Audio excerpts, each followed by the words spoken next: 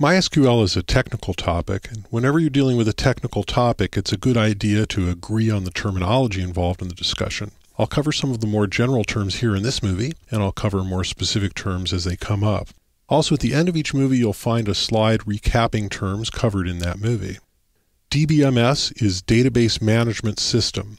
This is the software package that manages the data in the database. MySQL is a DBMS. The DBMS stores, retrieves, searches, updates, and deletes data in the database. It also typically controls access to the data. A DBMS may be used directly by users or may be used programmatically by another computer program that requires the use of a database. A storage engine is the part of the DBMS that stores and accesses the data. The storage engine includes mechanisms for indexing, searching, and selectively locking portions of the data in the database. Different storage engines may be optimized for different types and purposes of data. SQL, Structured Query Language, is a language for interacting with a DBMS. SQL is by far the most popular language for this purpose. SQL is used by both users and programs to interface with the DBMS. A database is the store of data, usually stored on disk, but may be stored in memory or somewhere else.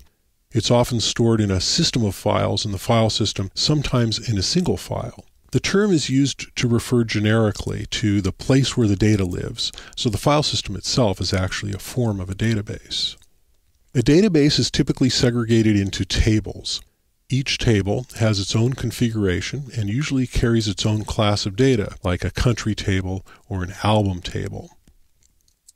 Tables are typically organized in rows and columns. A row usually represents all the information in a given record of data. For a given country in the country table, a single row would have the name, continent, region, etc. for the single country. Or for an album in the album table, the title, artist, and label for a given album. A column represents all like items across multiple rows. The names of all the countries would be in the name column of the country table, or the artist for all the albums would be in the artist column of the album table. Columns are sometimes called fields, a more general term that applies also to non-relational databases. Likewise, rows are sometimes called records. An individual item of data is sometimes called a cell. A cell is one place in a table that can hold one value. It is one column in one row. These are the major terms that will be used during this course. More specific terms will be covered in individual lessons as they come up along the way. Also, at the end of each movie, you'll find a slide recapping terms covered in that movie.